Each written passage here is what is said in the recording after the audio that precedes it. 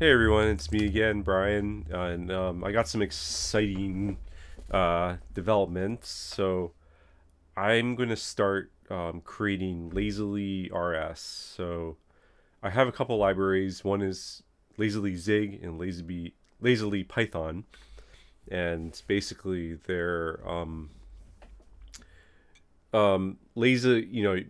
Like the name, you can lazily create values on a context that you pass in like through dependency injection. So the idea is that we have a slot, and the slot is like a value that on the context that is like a single value, so it gets lazily instantiated, and basically it doesn't change the, so it can be mutable, like it can be like a hash, or like a, sorry, not a hash, but like a dictionary or something like that, where you, or a list like that is mutable, that you can change the values of it. But the idea also is that it's not like you can't like change the actual pointer, the original pointer, because it's a slot. So but you can clear it though, and then you can then redo it basically. Um, and then we also have a cell which allows you to actually change the value. So I'm kind of going through that on the right side.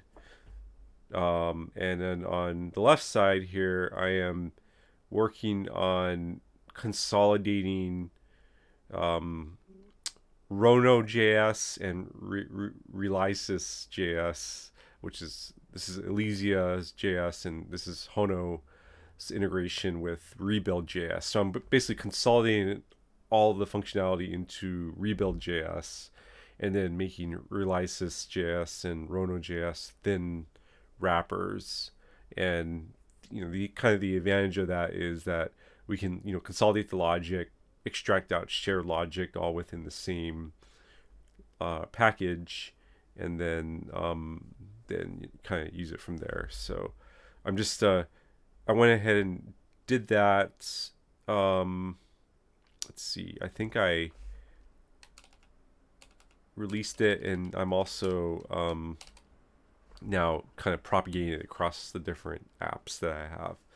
So we built, yeah. So it looks like we're converting Brooke Brodak's site to Hono, because it was in Elysia. Now we're gonna move over to Hono because Hono is better with Cloudflare workers. So, anyways, with the Lazily side, I wanted to start doing kind of reactive algorithms.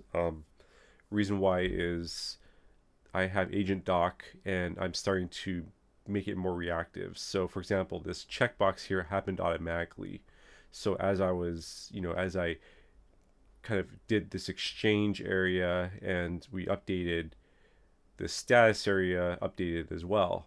So right now it's very rudimentary. It all happens just within the skill, but I want to get more sophisticated, and that's what Lazily is going to help us with. So we might have even full blown signals. So we have a slot, a cell, and we may have a signal as well. Context core kind of has this like delineation as well. Oops, I gotta be quiet. Context core has a delineation as well, but Lazily I feel like is a little bit of a cleaner breakout. So hopefully that goes well. So anyways, let's just continue. Let me move my mic closer so I don't have to talk as loud. I get excited, so I talk loud, and then it keeps everybody awake. All right, so what do we have here? So we actually, I kind of made like a little description, and I added some modules to Lazily Pi and Lazily Zig into my agent loop private repo. But now we're just kind of evaluating it. So let's see. So my description is accurate with some nuances. Slots can be unset or set with a value returned by its activating function. Correct in both implementations, so meaning Lazily Pi and Lazily Zig. In Lazily Zig, an unset slot has storage null. In Lazily Pi, an unset slot simply has no entry in the context dictionary. Okay, so these are just kind of like implementation specific things, because like Zig, has a struct and you gotta like have the fields in there. You can't like lazily add or remove fields in the struct. It's just always got to be there. So and in Python, of course, is dynamic, so you can be a little bit more specific, like especially with a dictionary, you can dynamically add or remove fields. All right, so a slot, and I guess also in Zig, like a struct is just going to be more performant than like a dictionary type in Zig. And I don't remember what it's called, but I guess I should look. I know Zig is going through a major version update. Actually, Zig's got some exciting developments as well, specifically with their upcoming release with async programming. Like, they don't have an async await keyword. They have like in their data structures like an ability to basically use the same like logic, but you can use both async or synchronous programming with the thing. I think it's their IO modules. So there's some pretty cool looking stuff. But yeah. Anyways, with Zig, what do we have here? So got our Zig implementation. Got our slot here. Let's see. I did all this by hand, so but it's probably been about a month or so, a little bit more than a month since I last touched this. So I need to familiarize myself with it again. Yeah, I like the testing in Zig and how the compiler works. It seemed to work pretty good actually when I did it by hand, and I kind of preferred Zig over Rust because it just seemed like a more productive language to hand code. And it also was better with interoperability between different systems. So it seemed like my idea with Lazily Zig was I wanted to have this interoperable lazy context, this context where I can lazily add state or manage state with it, and including state with relationships where I have like a slot and cells, and you can have like slots with dependencies, and then if you deactivate like a parent slot, like you clear it out, it'll automatically clear out the child slots in its graph. And cells, if you dynamically set a value, if you set a value, it won't clear it out. But if it's just using its default value, it would clear it out. So next time you access a cell, it would lazily reinstantiate the default value again, based on like parent data. So like you can have like the default data of a cell or a slot as well, like depend on what the parent slots values or cell values are. So yeah, so anyways, yeah, I was kind of looking at the slot here and the context, right? So the context is not like a normal context where you just like have an app context where you define your own fields. This is a dynamic context. So it has, okay, in the case of Zig, we always have an allocator, but it has a cache here. So it's auto hash map. That's what I was looking for. So this is kind of equivalent to a Python dictionary. So, but in this case, the hash map's key value in our case is a usize, which is an unsigned size int. It's like an integer, but it's like it's for the pointers. So it's like it's usually, I think it's like 4 bytes, or I think it's like 4 bytes in the case of most like 64-bit systems. So it's like 64 bits, I think. And it's like the address space essentially. So we can like assign pointers, and that's kind of the purpose of use size, is just to kind of point it to like the activating function. So that function pointer would basically be the key, and then the value would be the whatever the value of that activating function is. So there are kind of inherent limitations with this. Like you need like basically one activating function would have one value on one context.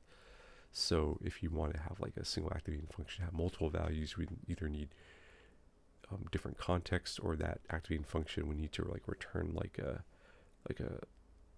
data structure, like an auto hash map. That's like a mutable data structure that we can sort of manage the values with. But yeah, basically it's just a one-to-one relationship. We have mutex here because I'm starting to do asynchronous or parallel stuff, but it's a very simple mutex. It's going to be more sophisticated later, but I have to like get back to this project and do that. But for the most part, yeah, it's just a simple mutex. And I actually did get multi-threading working, so there is a thread safe build with Lazily Zig. Lazily Pi does not have a thread safe build. It's just, yeah, you basically would just need to have another context in a different thread if you wanted, or you'd have to manage the thread safety yourself, but it doesn't guarantee thread safety. But Lazily Zig does have thread safety, but you can also disable thread safety because there's some overhead. So you can either have like a thread safe or non-thread safe build with it. So yeah, I have like an FFI in here where the idea was that I wanted to like have like Flutter apps or web servers or even WASM WebAssembly, use these libraries that use Lazily Zig, and this would kind of like be like the back-end state that you can share across different platforms. And of course, yeah, we have the slot, and the slot is very simple structure. It's just, I guess I'll show a test. I actually have some examples. That's probably a better. So in this case, like I have like an auth here where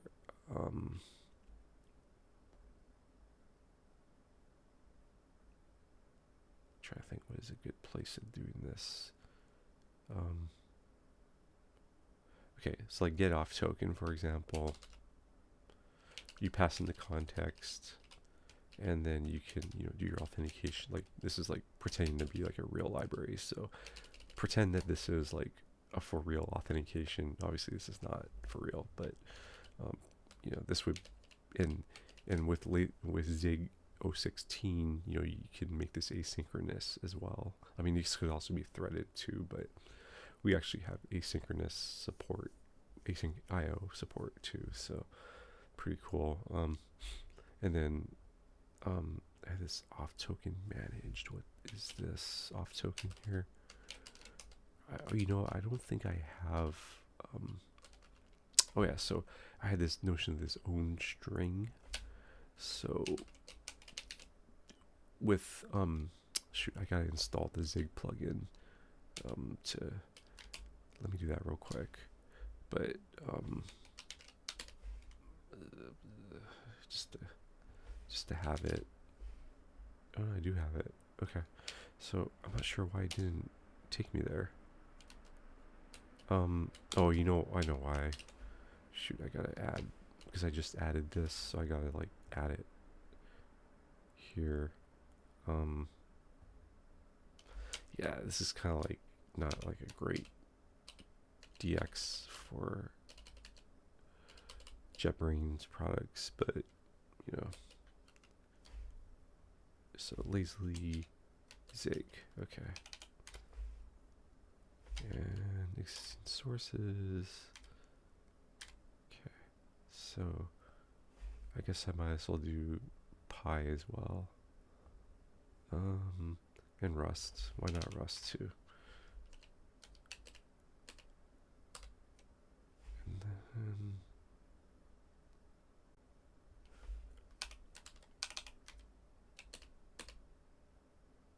okay.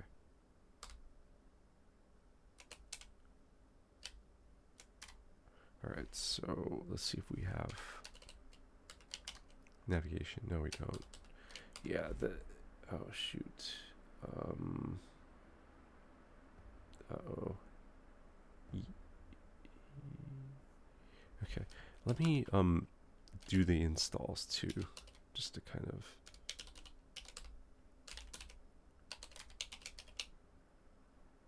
okay, so I'm here, I'm gonna go to source, and this will be lazily zig, and then we'll do mies install, we do mies trust, mies install, this shit, and then source lazily pi mies install. Okay, good. We have VAVN. Okay, cool. And then, uh-oh. Didn't mean to do that.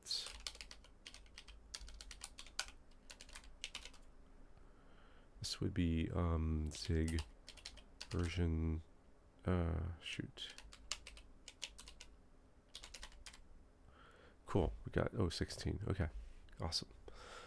So we're using the dev version of zig, and then Python version 3.14. Okay, cool. So yeah, the ZigBrains plugin's not so good, so it is. I don't think it's even official.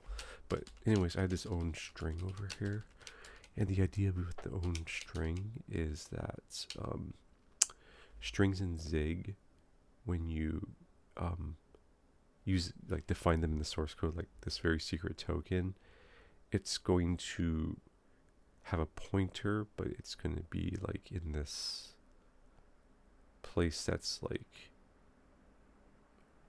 lives as long as the program lives, basically. So it's not like a dynamically allocated string, it's just like this string that kind of like it's already there. So if you reference it, it's gonna reference this string that's just gonna live for the entire life cycle of the program.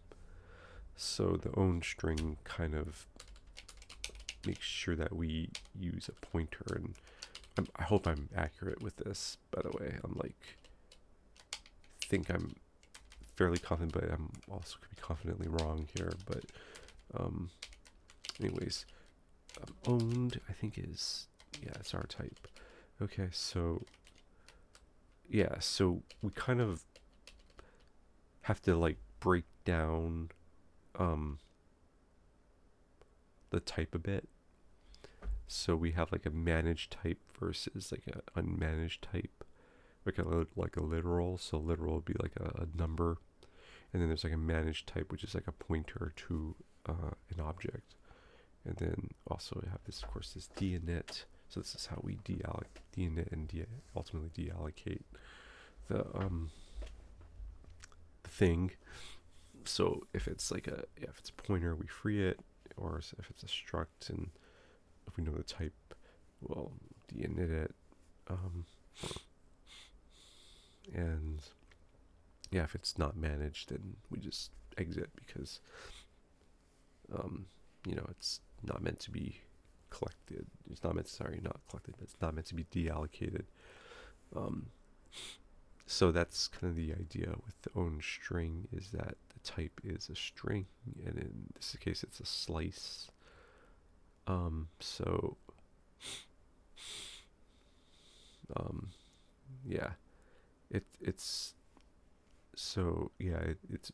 a string can also is a slice as well, but the string is more like the underlying string with the pointer, and the slice is the pointer, but it's also kind of like, I think that it depends on the allocation of the underlying string. So I don't think they're mutable, the strings, but I could be wrong, but I don't think they're mutable. So because they have to be known during compile time, but you can have like a C string here, which is kind of like this. You start with the pointer at address 0, and then it terminates with the 0 byte. Sorry, the 0 bit or 0 value byte. But and then you can also have in Zig the slices which know the length of the string that, or the length of the U8s that were there, basically. So it's like the length of the array, basically. And it wants to know it at compile time. Otherwise, I think there's rules about that if it's not known to, but it's like some special rules that you're kind of restricted on what you can do with it. Anyways, here's a slot. I don't know if I should go too deep into this, but is pointing to a context object, and this context object, I think did we look at that? Yeah, we did. So allocator cache in the mutex with init dinit get slot, so we can get a slot based off the function, and this is what this function is, the actual key of this cache. Is it? No.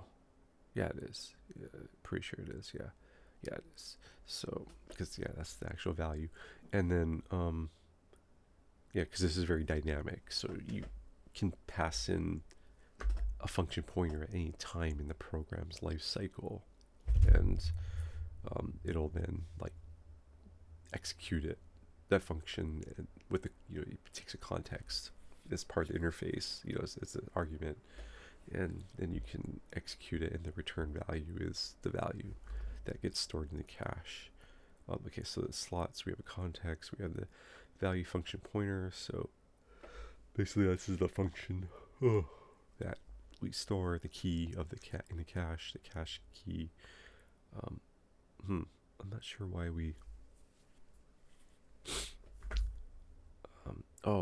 I think we do this for slots cells, because cells are slots that contain a cell object.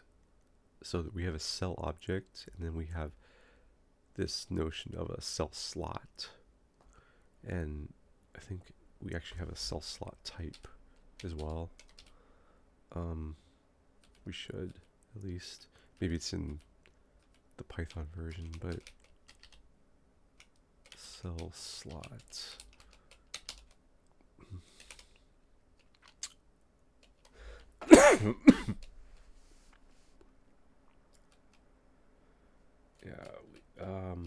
I guess landmark. Oh yeah, I only got it in Python, so yeah, it would be good if we have a cell slot in Lazily Zig, but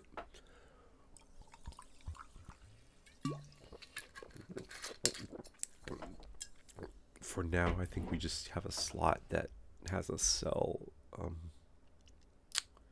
as we'll see. Maybe I'm not remembering correctly here, because I think I introduced the cell slot type into Lazily Pi after I worked on this library, because I was using Lazily Pi in Presence when I worked there. So for a lot of the server-side logic, I'm now starting to propagate it. I also used message spec a lot with Python, which is it's like it has structs basically, so it's a pretty fast and nice library, much better than Pydantic. But anyways, let's see what we got. Oh, I don't even have code folding. Oh man, shoot, I'm not sure why it's kind of lame. Like, I seem to recall that it was a better development experience standalone as a project, so maybe I just need to configure things properly. But anyways, we have init keyed, which I think you can pass in like your own key, but for the most part it's just the value function. But in the case of cells, it's different. And yeah, here's some implementation logic. We have storage, and this is where we store the yeah, oh yeah, so we have a 1 and a slice over here, direct and indirect. And then direct has, you know, it kind of deals with these different types over here. So the idea of direct is like the pointer, and indirect is the trying to remember what is what. I should have added comments, but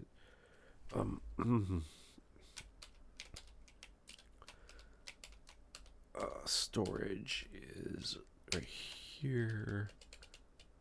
All right, no allocation. Okay, so direct is like a literal basically, and indirect is it's allocated as a pointer, and it needs to be freed basically whenever or de-initted basically whenever we de-init the storage over here. So like if you take the cell and you de-init it, or you clear it, then it's going to de-init, kind of cascade down into the storage and all this over here. So yeah, so shoot, let me get out of here.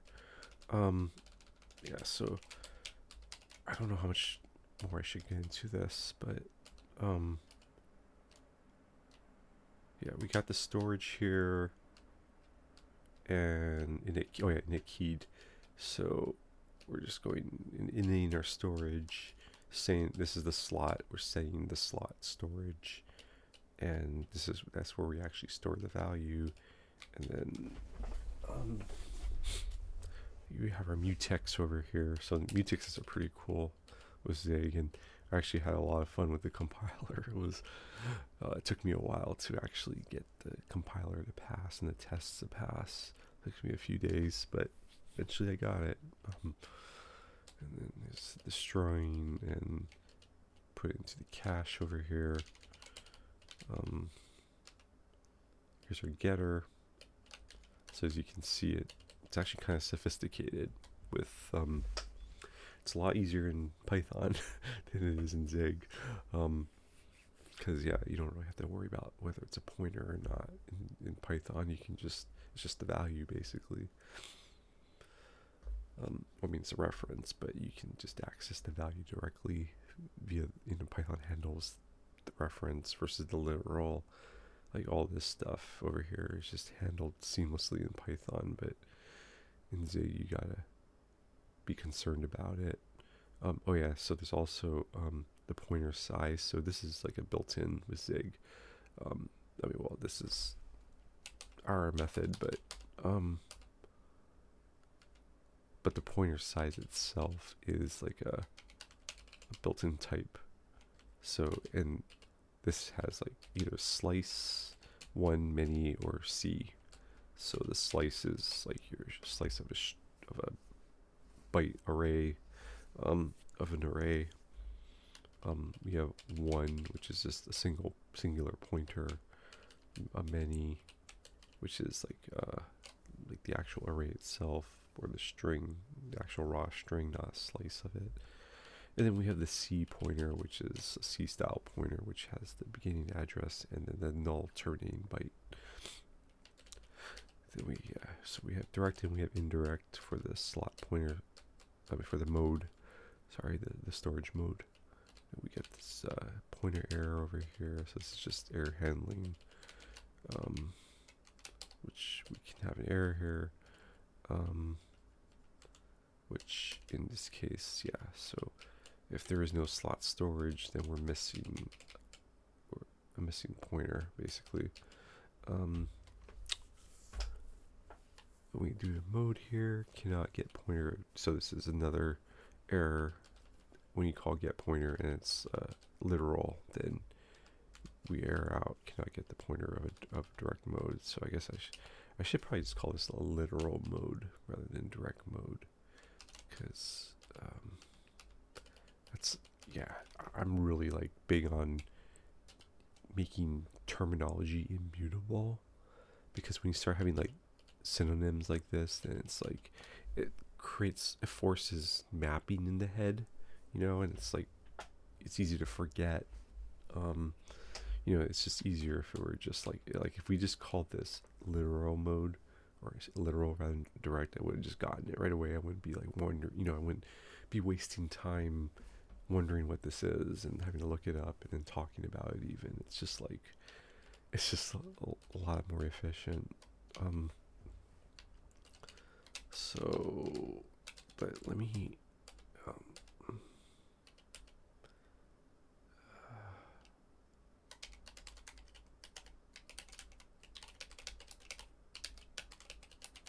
rename direct to dot literal, and then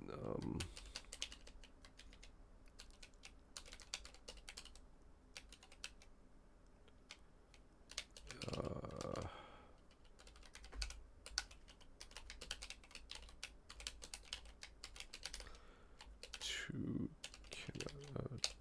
direct literal. I don't even think we need literal mode. We can just say cannot get pointer of literal. I mean, or literal has no pointer. It's kind of like, it just kind of makes sense.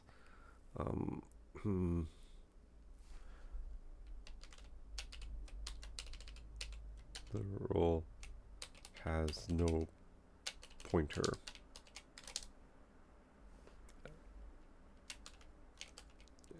I think that makes sense in context of a get pointer error. Yeah, literal has no pointer. See, that's a nice thing about having proper, being really explicit about domain language, is you can come up with better terms. They're more memorable and they're often shorter, and I mean, I make a lot of long names too, so I'm not like, sometimes you get it longer too, but it's just more appropriate. The terminology tends to be more appropriate and less ambiguous as well, because ambiguity can be costly. So a lot of times people will have brevity, but with the brevity comes ambiguity, so you gotta be careful about that, because then when you start having ambiguity, then you start making mistakes about switching things out, having the wrong actual meaning of an ambiguous term in a context where you gotta contextualize.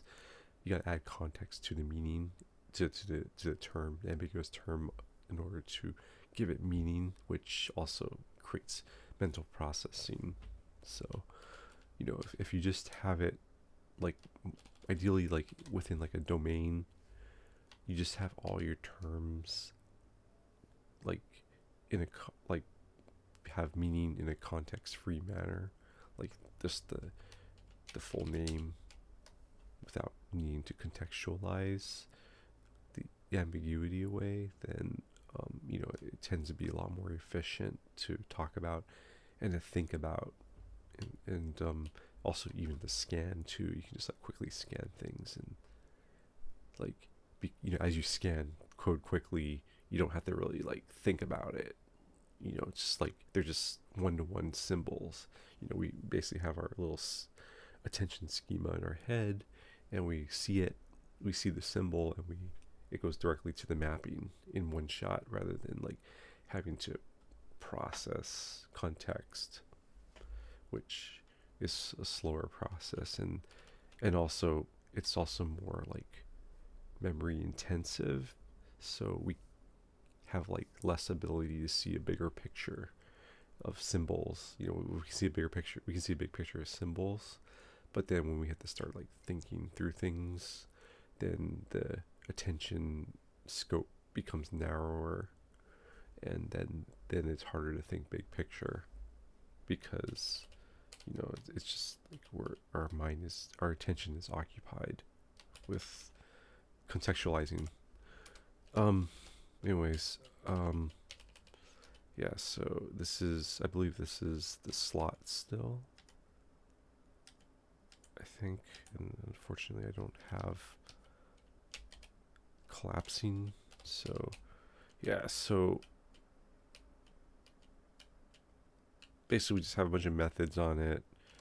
I'm not gonna go too much into it. I'm already like, oh, it's just free over here. I think this is just a comp time function.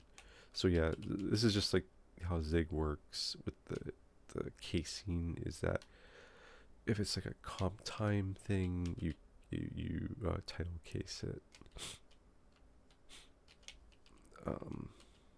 Yeah. Oh wait, it's sorry. No, that's not true. This is just it returns a struct. Oh no, returns a function. That's what it is. It's an anonymous function that gets returned here.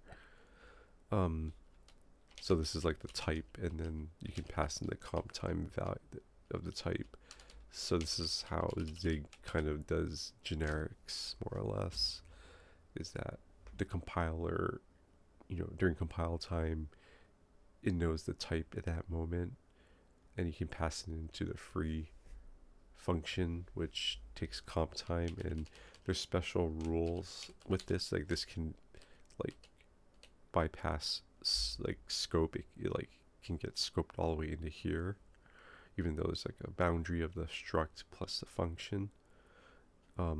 Because it's comp time, it has like scoping here. But if it were not comp time, this would be a compile error, because you cannot basically you already compiled this function, and you can't like switch it up. You can't like access it intimately once you're in runtime. So anyways, yeah, we got free, we got dnet value function, we got the dnet payload function, value functions. These are just comp timer things. So, oh yeah, we have subscribers. Oh yeah, this tracking frame. I think this is how we track when we, so you basically define a slot or a cell, and then when it references another slot, a parent slot, this is how we track it, is through this tracking frame. So we push and pop as we go into or out of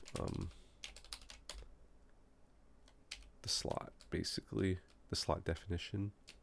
So we init keyed the slot, and this is where we push the tracking frame, and then we eventually pop it on a defer. So when we leave the function, then we pop it. All right, so we got the cell here, and the cell is its own structure, has a context. It takes a slot, a pointer to a slot, and it has a value type. So this is where we, this is the mutable value that can be set. And then every time you set it, it would propagate to its children. So any child slot of this cell would get deactivated, and if it were a child cell of the cell, then it would get deactivated if it's the default value. Otherwise, it would keep its value if it was like set by something else. All right, so we got init, we got our context, we got our value function. We got the dinit cell value. Oh yeah, so this is like a function that you can pass into properly dinit the cell function. So this allows you to define where instantiate whatever you want, and then but you gotta be responsible for dinitting it. I guess I probably can just delete that. Alright, so this is like a default, I believe. Because I think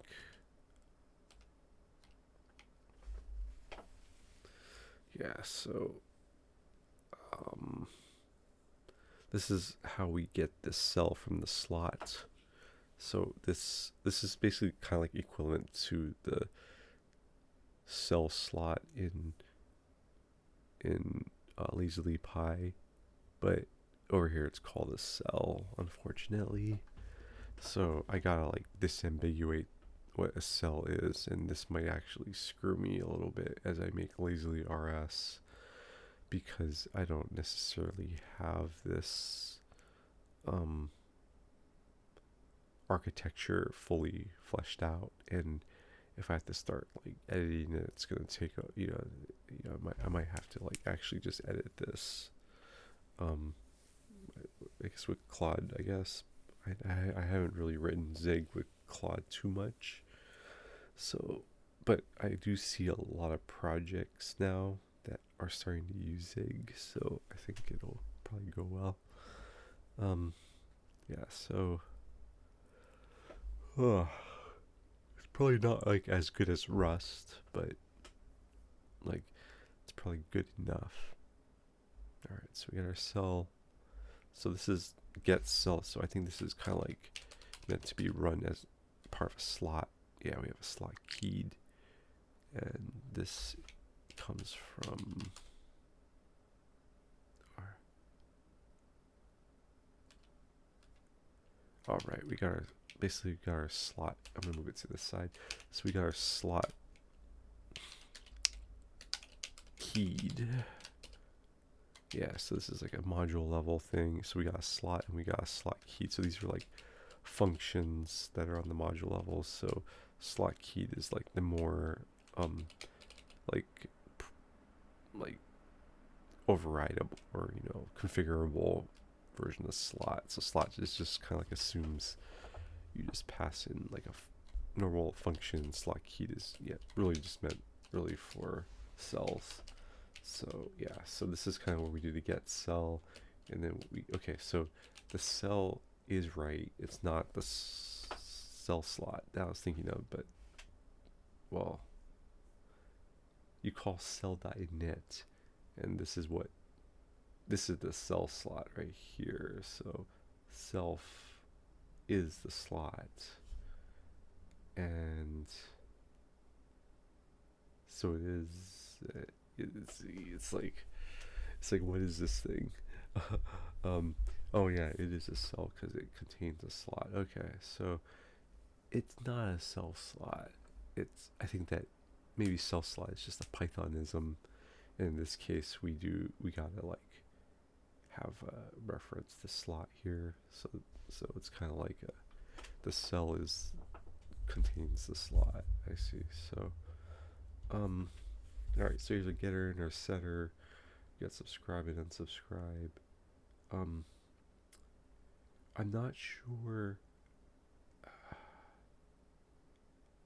Yeah, if you have a parent slot or cell that changes or basically gets removed, well, in the case of unset for the slot, and the cell can either be unset or updated,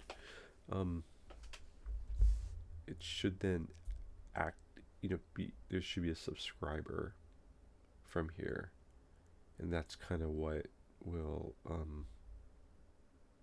so we can call set here. It'll iterate over all the subscribers, and I think that comes from the frame that we had over here.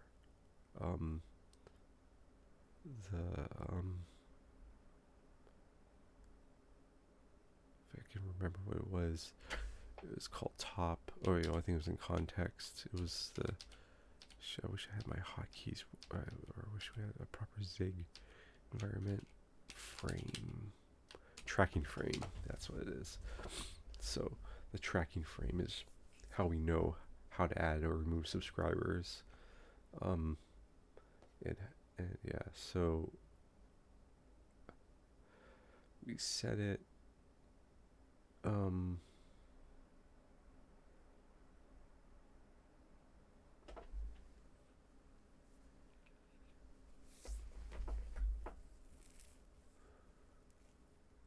Okay, so in this case, we have our list of change subscribers. Is it list or is it, what is it specifically? It's like a, auto hash map. Okay, with the subscriber key and void. Okay, I think we did it this way because it was like a convenient way of dynamically adjusting the size of this, whatever this is. I think that if we had done like a linked list or something, it would have been kind of a pain in the butt a little bit. So just to make my life a little bit easier, but there might be a more optimal way of doing it with a vector or something like that. Yeah, so we just do a get or put. The subscriber key found. Okay, otherwise we return true. So I think that something must happen here, and I cannot find the usages, unfortunately. So I think that it kind of like slots somehow, or maybe it's context that has I don't even know. Shoot, I wish I had. Yeah, well, I don't have to dive too deep into this, but I'm getting a little tired anyway. So, yeah. Anyways, got our examples. Here's a cell example. Oh yes, this is a little bit more interesting example. So we got like hello, get name, and we init cell function. Okay, right. So init. So these are cells. So this is like our default value of a cell, and then we can init it over here, and then this becomes our cell.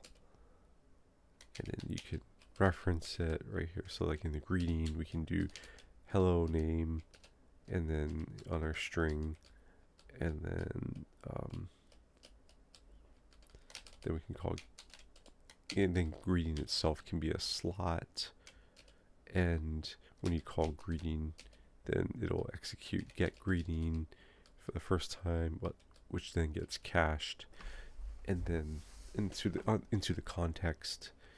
And then if it's cached in the context, it'll then just call the cached value. Yeah, we have our get response, which is a slot event. Oh yeah, we also, for our testing purposes or demo purposes, we have a event log slot, which is a special. What is this exactly? I think it's like a linked list or something. I think it's like a list of some type, or it might even be a.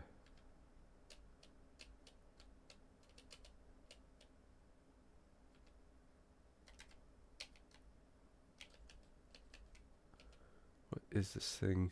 It's a list. Okay. Which is an array list that's managed as a string. Got it.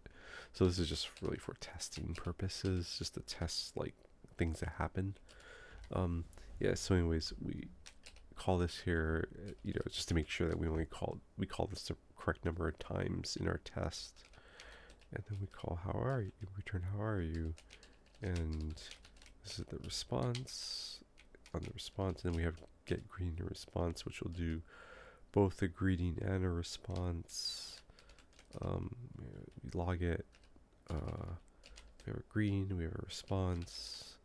Here's our slot, and then we test it. So,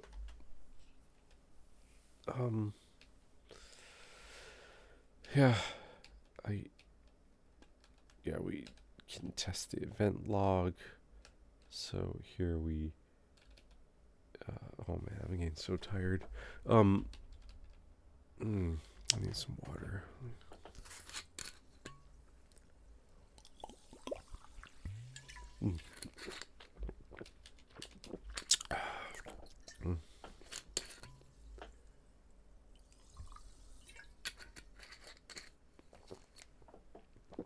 So here's a weird biological thing I noticed, and this is maybe just me or not, but it's like I gotta like my brain, has waste, and I gotta pee it out, and my body tells me I'm tired when I get like brain waste or some sort of other bodily waste. So that's why if I like lay down, take a nap, it'll then like my kidneys can just I'm like on my back, and like my blood flow and my I don't know what that fluid is called, but the fluid that that kind of circulates all of our waste, all that stuff can flow too. If I'm like horizontal, and like it all flushes out, and then I pee, and like so that's why I gotta take a nap and I gotta pee. And but I think that like I heard that like some guys in India or whatever, they don't drink caffeine, they just drink a lot of water. And I think that's kind of essentially a similar mechanism of just I think our body gets tired a lot of times because we have too much waste piled up, and we gotta like release it, we gotta like flush it out. And being tired means laying down, which then helps flush it out. I mean, there's other reasons too, but I think that's like a lot of it, especially the initial tiredness.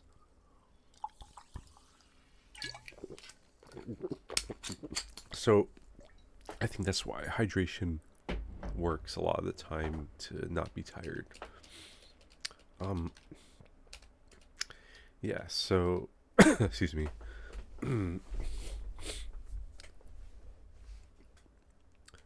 Got our expect event log. All right, let me close this. Let me make this bigger. Excuse me. So, yeah, basically, we call this over here, this greeting, this thing, basically lazily instantiates the greeting, which calls get greeting, call hello name, and that's, God, I wish I had proper symbols here. Hello world, right? Because I think that the name is called world is the default value, and then we do the greeting and response hello world. So this will only call. So we call the greeting hello name, then we call this over here, and it's not going to call greeting again. So you can see it called greeting in response, but greeting itself was cached. And then of course it called response hello world, how are you? And then we set in name the name cell, we set it from world to you, and then okay, so this is basically the same as over here, and then we say name get is you, and then it's still the same because we already lazily instantiated the cell with the value, and then here's a greeting, it's hello you now rather than hello world, and we call greeting in response. So when we call name, it deallocated, or I guess it deinitialized the child slots, which we had name, so, and the name was also, the child slots were greeting and response would have been wiped, the values would have been wiped out. So when we call greeting again, and we call greeting and response after that, then we're going to have extra events here to call the greeting again right here, and then the greeting and response. So we already called it, but it got wiped out when we did this over here, when we called set on the name, because these were children. So basically that's how it works in a nutshell. Yeah, you can kind of see that it's not like really reactive, but it's like almost like semi-reactive, because I mean it effectively is reactive, but it's lazily reactive in the sense that like let's say we had this attached to like an element, like a DOM element, right, with a signal. A signal will be responsible for actually recomputing the value when its parent changes, but in this case it's everything's lazy, so we don't recompute, we only just unset, and then the next time you call it we lazily recompute. But so I guess like a signal is like an eager cell, I guess, or an eager slot. So basically, yeah, signals are eager and this is lazy. So maybe I shouldn't do an eager signal, but maybe I should. I don't know. But I mean, because I call this library lazily, so I could have another library called eagerly. I don't know, maybe, but maybe it should all just go together, because I don't really want to have a proliferation of libraries. I already have a lot of libraries that I've written that not very many people use. Like, thank God, probably, because it would be hard to maintain. I would have to be making some serious money to want to maintain it. Otherwise, like, I'd be like working hard and driving myself into the poorhouse. But anyways, yeah. This is it. So I guess we can. It's kind of like the quick tour, the whirlwind tour. There's the Python side too, but I'm not really going to get into it. All right. So we have our storage null, and then we have the unset. So the slot value will not be updated except to clear or unset the slot. Okay, that's what I said. My assertion. Correct. Neither implementation allows in place mutation of a slot's cache value. The only way to change it is clear, destroy, reset, and then we lazily recompute. So, but this doesn't happen eagerly. This happens lazily. I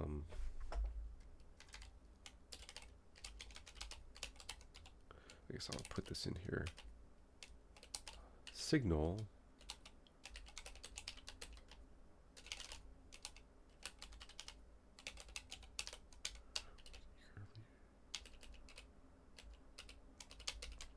The cell and let's say the slot and cell lazily recompute, meaning recomputation only occurs when called again. When called, I guess. When called again.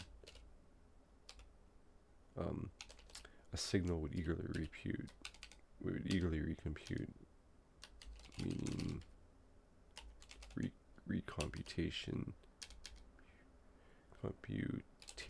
occurs. So I would say recomputation and notification subscriber.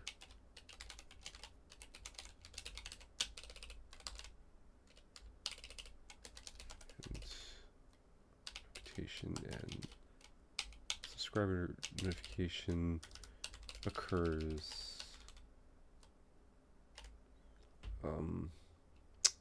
when on invalidation. Well,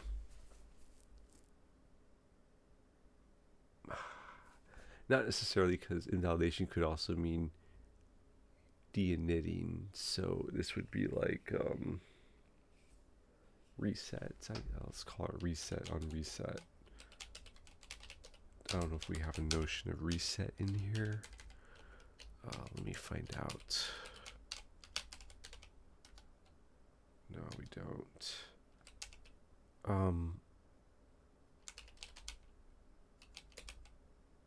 Invalidate, compute, unset, reset. Alright, so we only really have invalidate. We don't really codify the term, I don't think. We have subscribers, but we call de-init, I believe.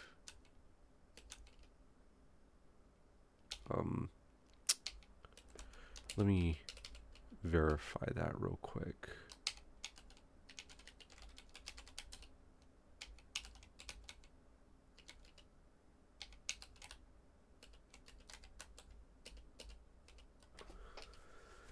Whew. So what happens when we use a subscriber? I think we do an iterator, and here we do the callback, the change callback. And what does the change callback do? I believe it de-inits, but maybe let's say subscribers.add.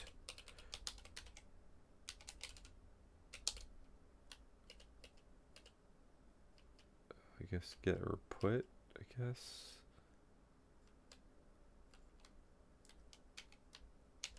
Subscriber key. Oh boy.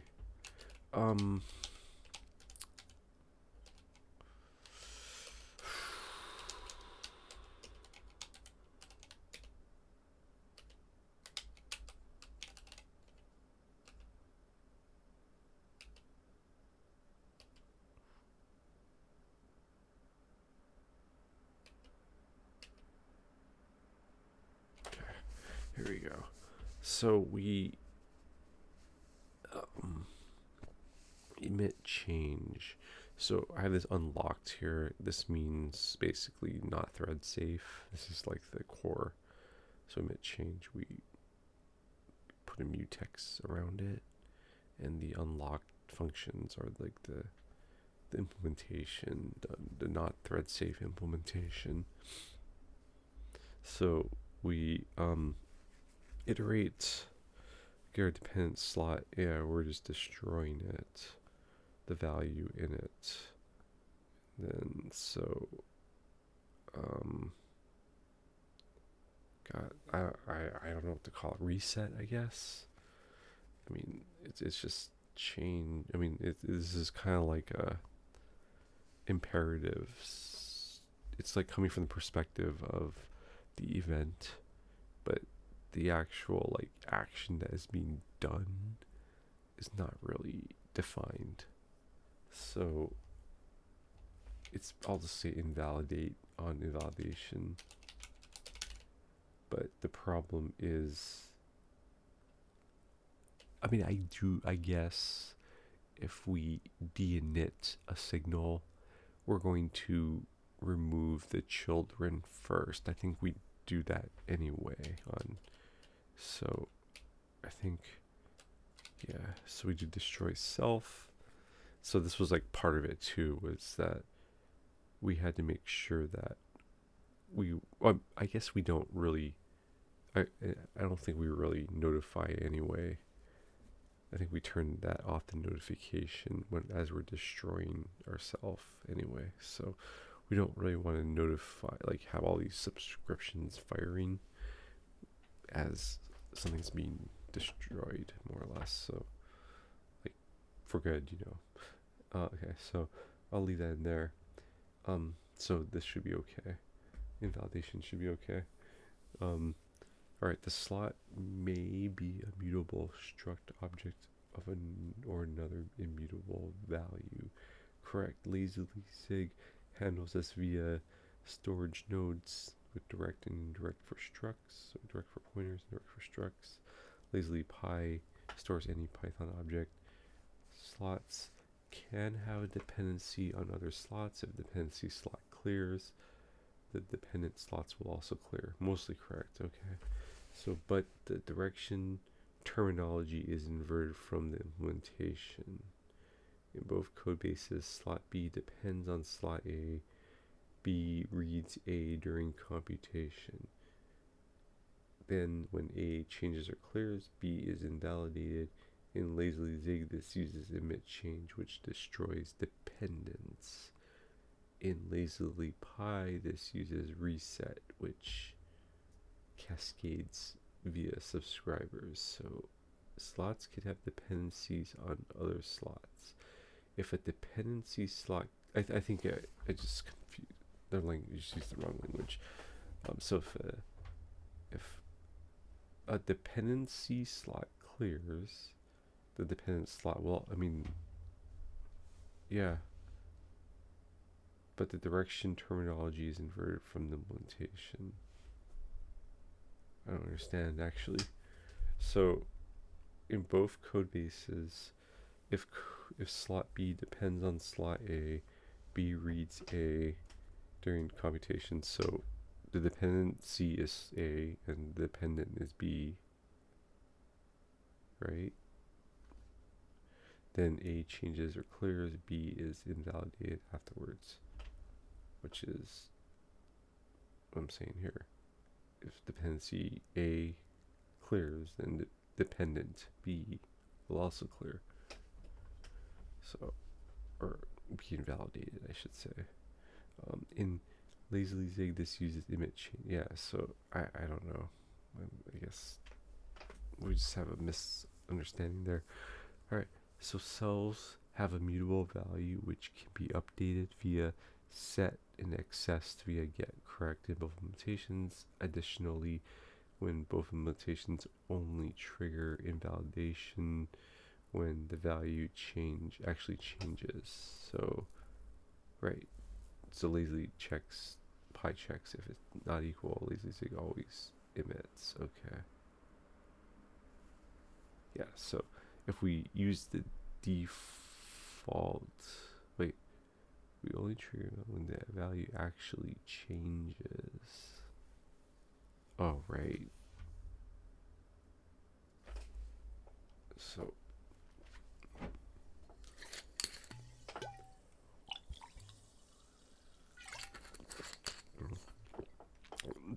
I'm a little unsure why they made this distinction here. So please clarify why you make this distinction. So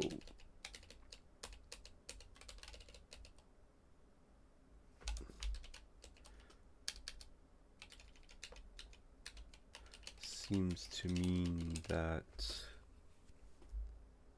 we only propagate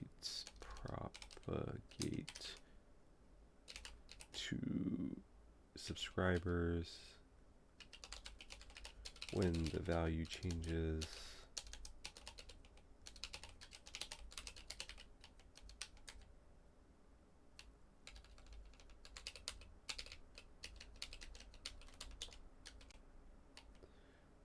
Seems to mean that we always propagate to subscribers even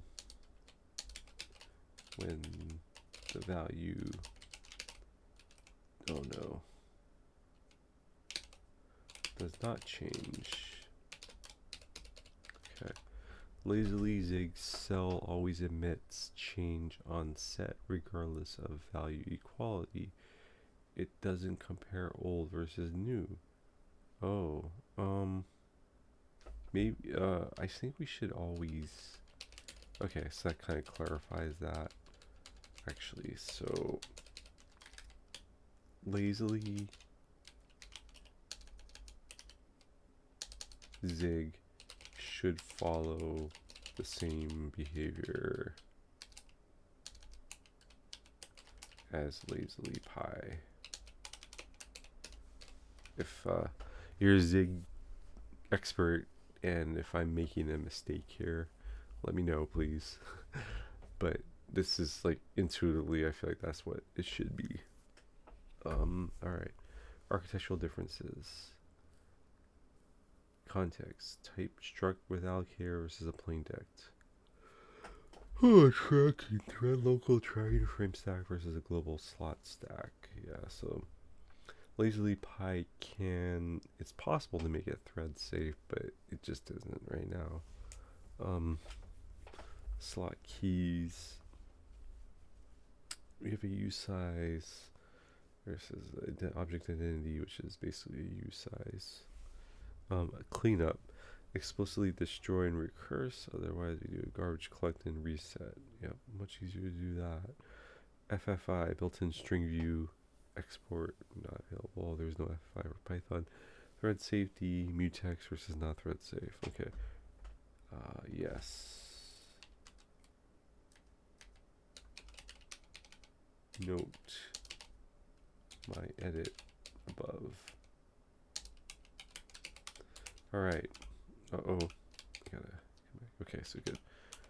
Alright, so come back here. All changes are committed. Ready to commit and deploy as you want. Go. I think this is kind of safe. I don't think I'm going to really break anything. I might break a website, but I'll check it. I mean, it's not like it's that big of a deal. If I break my website, I mean, it would kind of suck. For Brooke's website, it would suck, but I don't think I'm really going to. And I'm tired, so hopefully we can just get this taken care of real quick, and then I'll end this video.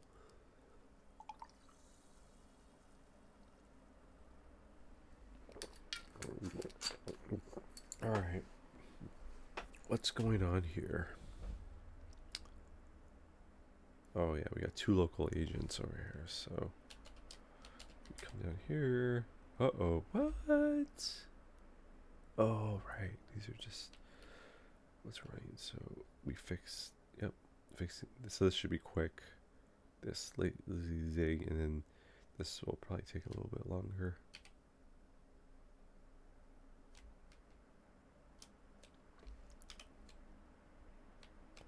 Alright, I see. So you notice that we are kind of like editing this area, and it's a little bit more aggressive than it used to be.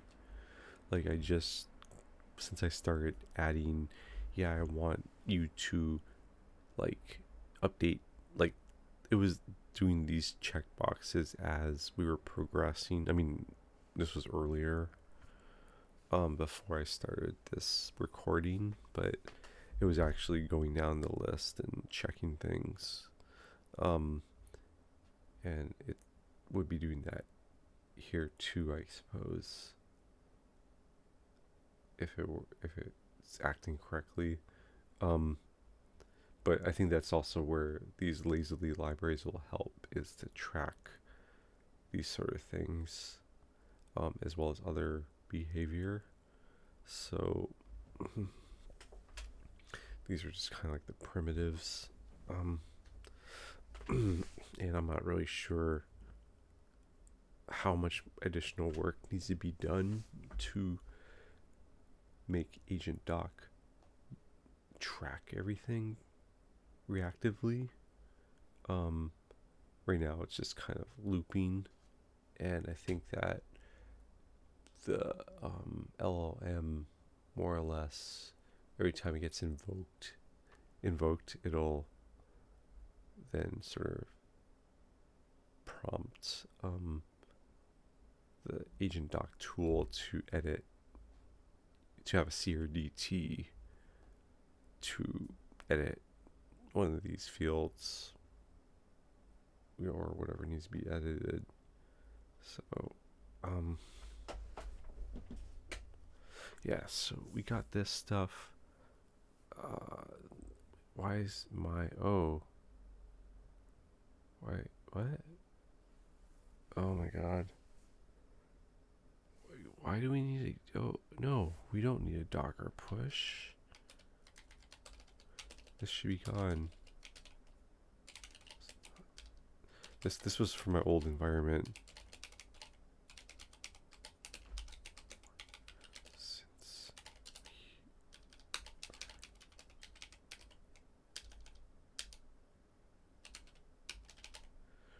running on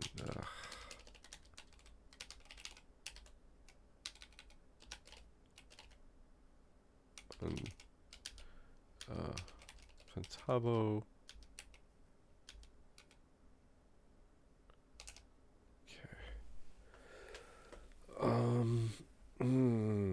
I guess I'll check my local stuff. Might as well check it.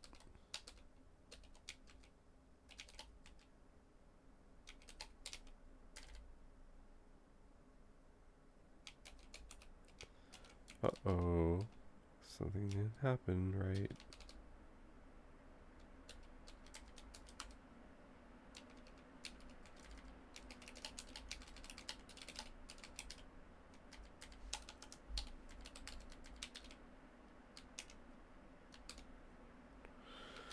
Alright. And then we got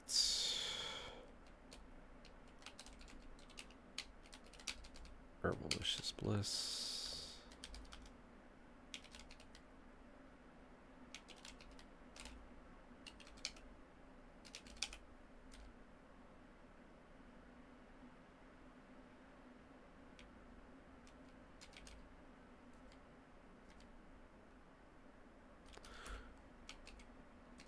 This site is like super not done at all. It was just like a, yeah, so that's all I really have. Just unfortunately I ran out of time and money to do stuff for, so it's like if I had more time, more money, I would totally do more projects for people, but unfortunately I don't. I'm then struck it rich with any. I could have probably struck it rich with some companies, but I was very dumb and young and dumb with really, maybe I shouldn't get into it, but yeah, let's just say I made a lot of mistakes in life. Alright, so we got prescience.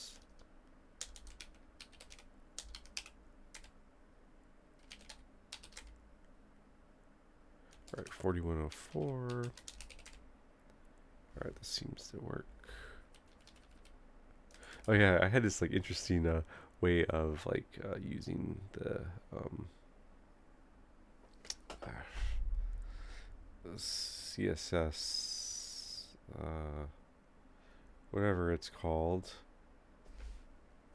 Should just look it up.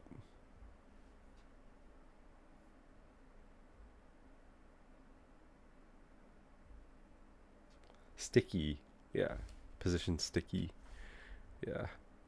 You can kind of do some weird stuff like this, and I kind of liked it, but now it's like it needs to be like up here rather than like just hanging out down here. And this cannot happen. This is dumb. But yeah. Okay, so that worked. One.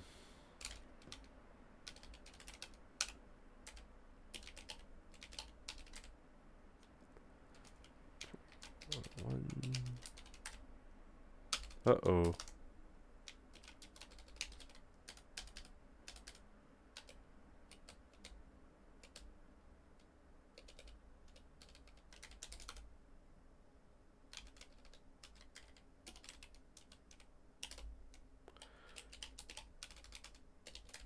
Oh yeah, I was trying to convert Brook Brodak to Hono as well, so yeah, probably got some issues. Oh boy. This could take a while actually. I don't really have my web stuff in order. Like, I feel like I work a lot faster with Claude plus Rust versus like Claude plus TypeScript right now. I'm gonna post up my last video, but I ran into some weird, like, I got, I wasn't like fully stuck, but it was like, it was definitely a lot slower going. Alright, so let's go on lazily. Oh, wow. Derived or computed signals on next submit. Whoa. Seriously? See, it's like this library kind of took me. I mean, it wasn't like, it's not the biggest library. Okay, so here you can see phase 2 got checked. Whoa. Okay. Hey, why not? Derived or computed signals. Alright, so I think it knows. Okay, so yeah, so lazy and eager. Thank you. Thank you very much. Depends are cleared but not recomputed to next signal as eager would recompute immediately on invalidation. Yes. Yes, yes, yes. This is reflecting Lazily RS's lazy recomputation, which verifies that after each cell set depends slot is cleared but not recomputed until context get is called. Okay. Alright, lazily zig cell equality check fixed. Alright, so I should probably have parity between lazily zig and lazily rs. That would probably make this whole exercise take a lot longer, but it might be worth doing. Okay, so ref cell is interior mutability, single threaded default. Tracking stack. Okay. Partial equal guard on cell set, same value, no invalidation. Okay. Dependency rediscovered on each recomputation. Dynamic dependency graphs. Okay. So, I mean, I guess this could be more efficient, but seems fine. This is just like totally fine as far as like how I normally would use this, but I can see in very like real-time data intensive cases you might want to like start caching things, but in that case I would say you just have a data structure do all that. You have your own data structure do all that, so it would live within a slot that's big ass data structure which does all the caching and your whatever, but it would live there and not really go through this system.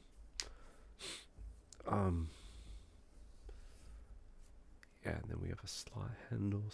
Okay, so I would say let's move. Okay, so let's commit and push release as well. Let's do that.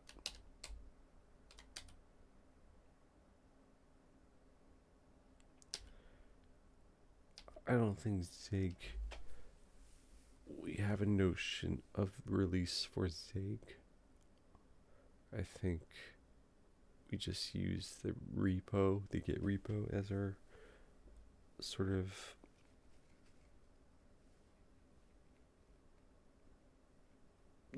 whatever our cargo is really Git in Zig land, so we'll see what happens. Anyways, back here, pre-existing bug exposed by fresh install. So are we fixed? So all right, so let's try the Dr. Manny. All right, so this is 4103. All right, cool. Cool. Awesome. Yeah, not looking good, but I do the thing over here too. I mean, it didn't really go anywhere. We didn't really engage, but this is just basically a simple layout. All right, and let me try Brook Rodak, or it's like a prototype, but it's useful for some things. 4101. Okay. Still getting the internal server error.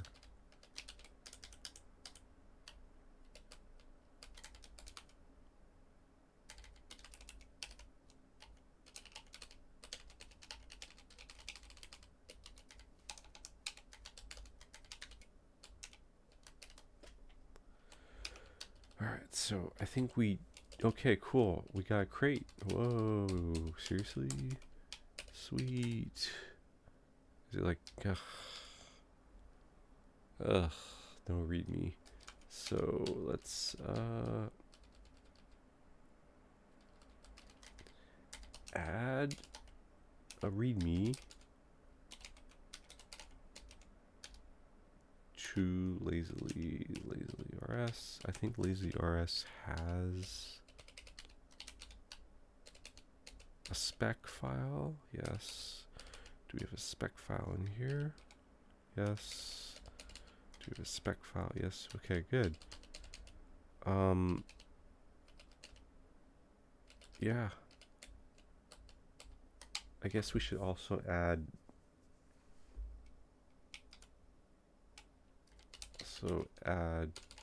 agents.md and a symlink with a symlink claude-md.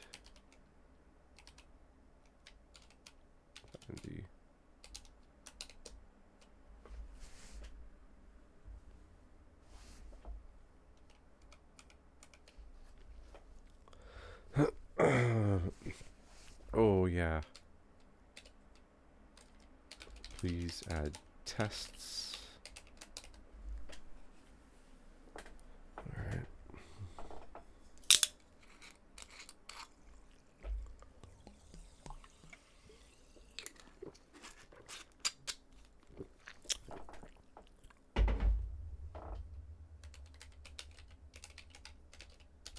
Comprehensive.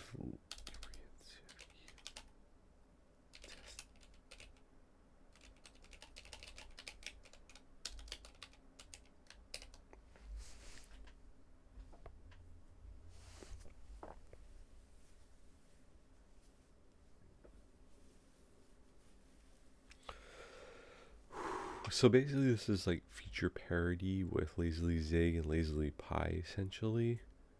I don't know if we're doing multi-threading here. I guess I can ask.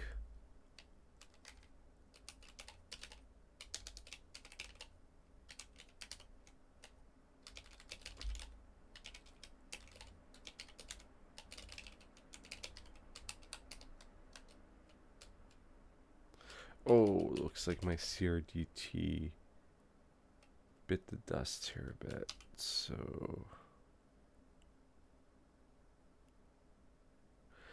I've been having some issues with the CRDT.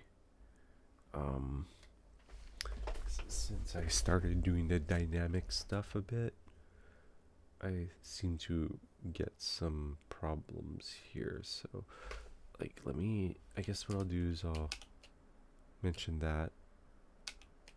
So in tasks lazily.md, I was adding prompt to go after the lazily section Claude agent was adding response in the same area.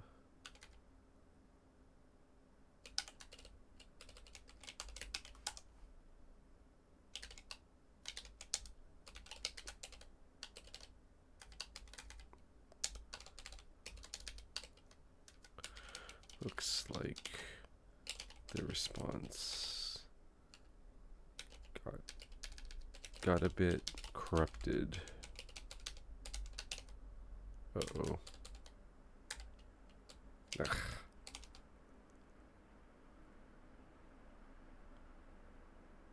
Where is this happening?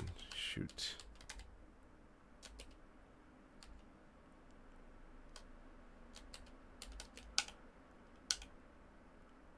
There we go.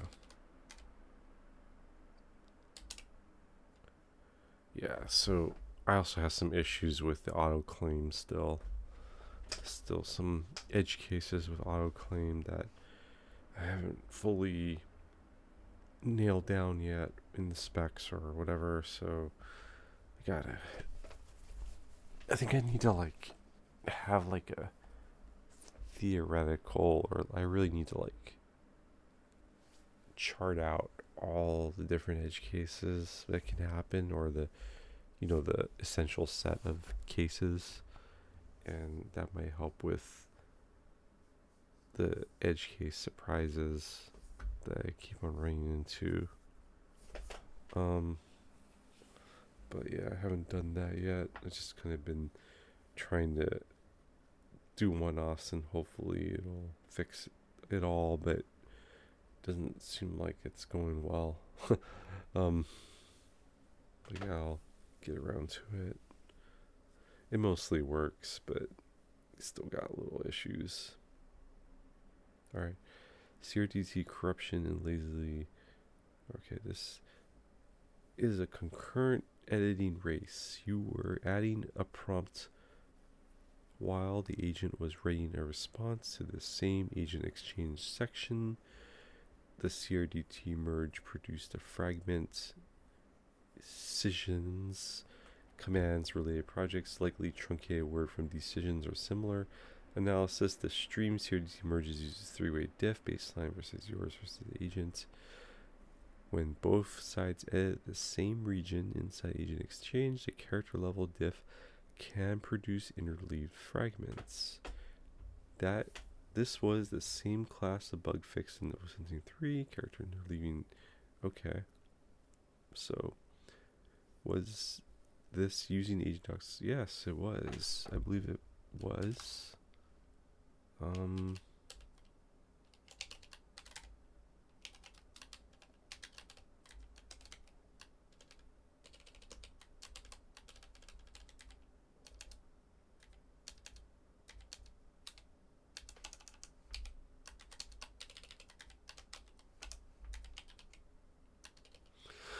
Was the corruption at a section boundary or mid-paragraph? I would say section boundary.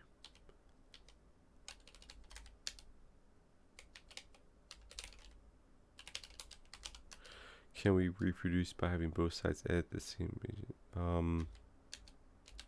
don't know.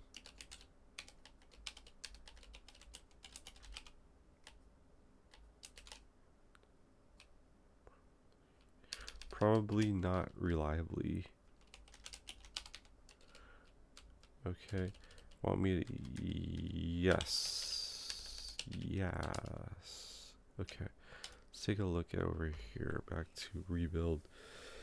JS refactor. Added Hono. So let me... Okay. So hoisted a workspace root. So picks it automatically. Okay. Okay. That's right here. 4101. Alright. Oh yeah, we also have like a content feed too, so I can like. This is where the term. Oh, escape doesn't work, but my buttons work. Yeah, this is kind of cool. Doing She's a Wim 1 Hof hour presence meditation Like she outside. said, our camera ran out. There might be some It's kind traffic. of funny, but yeah. So cool. All right, I think we can release it. I'm gonna add like whisper analysis. I'm gonna use Whisper to transcribe all of her episodes. I'm doing it with mine, but she's got a lot more than me, so I'm going to do that and kind of also section out the interesting things she talks about and kind of get like a little bit more, focus on that. All right, so release. Uh-oh. Yeah, this auto claim is a little annoying. When I'm moving stuff around, it seems to like get tripped up. But I didn't move this. It was here as far as I know. Alright. Uh-oh.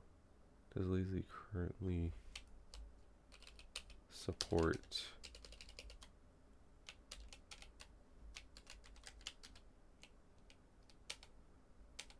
That sucks.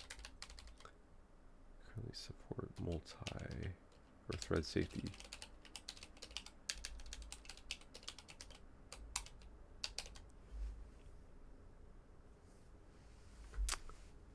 Alright, what's this? Cool, we got some tests, including a number of tests. We got all this. Oh, diamond dependencies. Okay. I don't know if this works or not, but I guess it does. Hopefully it does.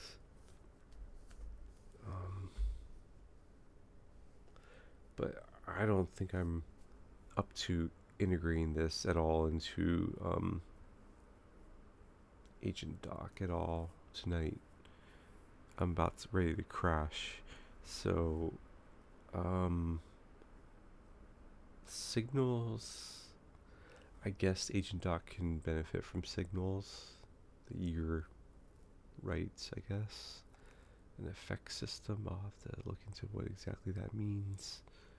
Documentation and publish. Okay. This is a natural three-phase. Oh, okay, so we're not quite there yet.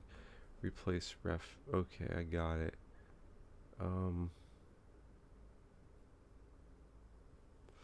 Lazily uses the mutex by default. The build flag to disable. Lazy would do the inverse single threaded default. Opt in thread safety via features thread safe. Interesting. Okay. Right, because it's got like Tokyo type stuff. So, okay. Alright, I think that's a good spot to leave this. And alright, so we pushed, so it, are all of the wrap stack apps released?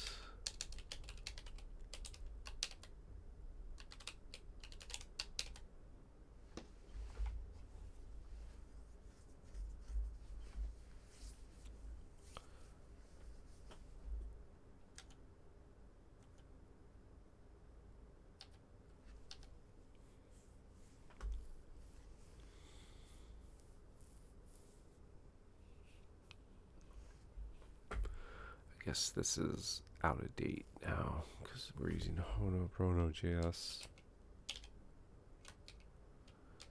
What do we got here?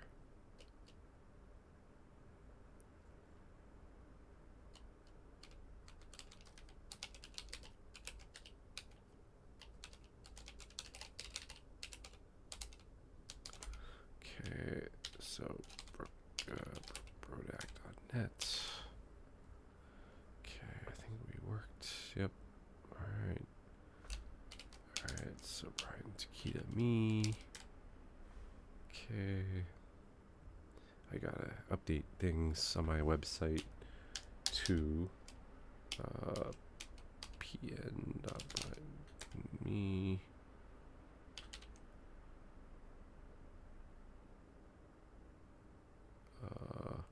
P. Okay. And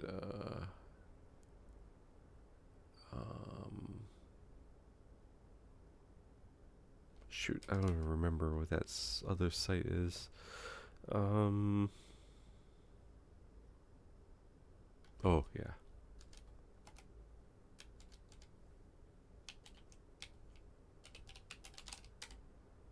Okay. Cool. All right. Oh yeah. Shoot, did I do CodeGov.me? Did I do that? I don't know if I did that.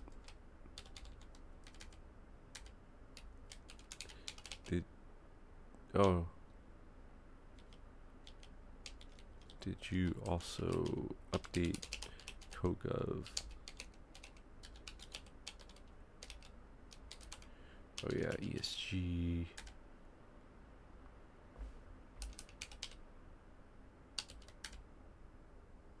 Okay. I'm using the there's some sort of Creative Commons data that I'm using for that site. All right. I guess yeah. Okay, cool. Oh, I guess we could still use Relisis because there's nothing really dynamic. Does demo.cogov.me use Hono? Was it updated?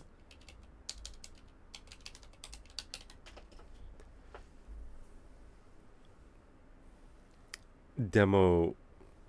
So this is like for a demo for like this wasn't a holochain app. I was actually supposed to work on a holochain app, and I did some work on it. But this is my friend Raymond Powell, and he actually passed away, unfortunately. So things kind of didn't go according to plan with the project. But I'm kind of keeping it up as like a little bit of a memorial. Yeah, and at some point I'll get enough time to really complete it, but right now I gotta pay. I gotta support the family. So one of these days I'll do well and complete it. But it's for he made something called Protocol Love, which is like this way of like stewarding assets with this perspective of love and all that. So he's got like a whole like he wrote a lot of good stuff, and it's kind of like stewarding assets of loving kindness. So there's like a council. You got like people get like influence in these different areas, and then you can kind of make decisions based off of that, and then including stewarding assets and all that. So yeah, it's kind of a cool project. It's like just a governance project, but he had like a lot of like time he spent in different communities that and organizations, and there was a lot of time spent on actually making these documents, which were like I forgot what they called them, but they're like basically where you kind of set all your terms and agreements. And I think that with Agent Doc you can probably do something like that dynamically, which I'm hoping to do soon, with AI and all that. I think that it would be really cool to kind of help people get alignment with each other with their documents.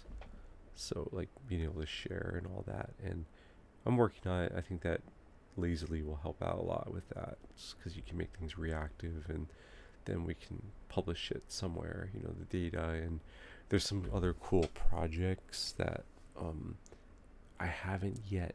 I need to contact, but Steve Melville has a cool project. GitHub. Steve Melville. Shoot. I think you can just look him up.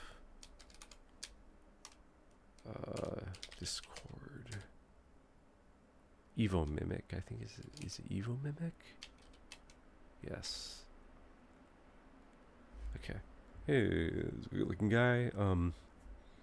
Let's see.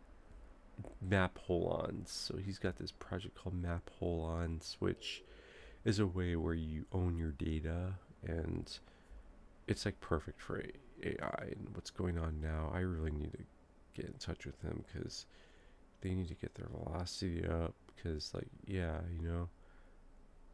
I really need to get, yeah. But he wanted me to kind of work on their UI thing, but with claude-code, this is like the UI, basically. It's like text, and it's so good. So he wanted more of a visual thing. That's what he was envisioning, but I think we just do like documents and command line, and we're golden. But yeah, so this is very holochain centric as well. So it's like a distributed hash table. You can do some cool stuff with that, and like it's like shared hosting and all that. But he comes from I think he worked on databases. So I think he came from Sun Microsystems and some other companies like that. So he's pretty old school and definitely had that whole vibe going. So yeah, I'll fill you in. I need to talk to him, because obviously my understanding of things has changed a lot, and my recent experiences really propelled me in certain directions. So I'm very excited. I just haven't talked to him in a while, because things change a lot, and I don't necessarily want to lock myself in while I'm in the midst of changing. I feel like it's better to just let things shake out a bit before I start to commit to things or talk about things. Yeah. Anyways, I think we got a release out. We got our first release of Lazily Rust, which is very exciting. Where's my README? I don't know. Let's get our README out, at least, because this project deserves a README. Alright, so please release Lazily Rust with the README.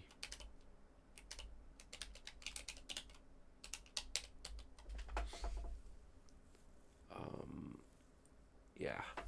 So I'm gonna just get this initial flag planted in the ground.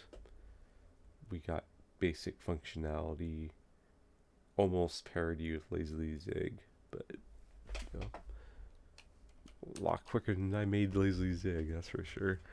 Alright, so cool. Looks like we're doing our thing. So hey, check out Lazily RS, people. New library, the debut.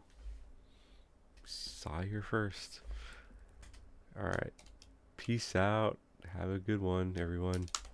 Hope you enjoy your life. Peace.